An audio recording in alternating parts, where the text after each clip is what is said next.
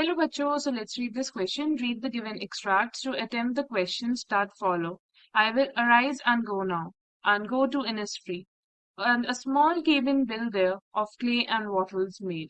9 bean rows will I have there, a hive for honey bee, and live alone in the bee loud glade. तो basically पहले हम इस extract का meaning समझ लेते हैं. तो बेसिकली यहाँ पे आई रेफर करता है to the poet which is William Butler Yeats. So he says that he wants to go to Innisfree. उसे Innisfree जाना है. वहां पर वो एक स्मॉल केबिन बनाएगा जो कि बना होगा क्ले एंड स्मॉल स्टिक्स. मतलब wattles मतलब होता है स्मॉल स्टिक्स से, which are wattles are small sticks which are used to make the walls of the or the fences of the cabin. So वैसे उन चीजों का यूज करके वो एक स्मॉल केबिन बनाएगा Innisfree में.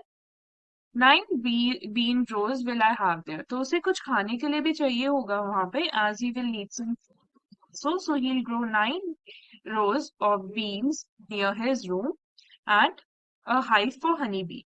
And also he'll get the honey from the honeybee hive and live alone in the bee loud glade. मतलब he says that the open space which he will build in his room will be full of buzzing sound of the bees, and over there he will live all alone in peace and in tranquility. So ये इस extract का meaning है. Now, so what is the rhyme scheme of this stanza?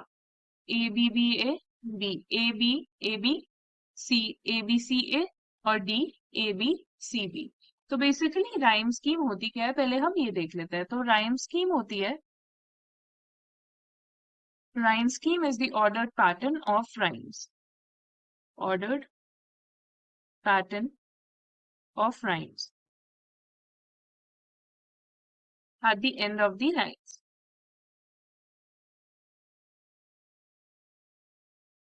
तो अगर हम इस stanza में देखें राइम स्कीम को, तो पहला हमारा लास्ट वर्ड है Innisfree. So we'll mark this as A.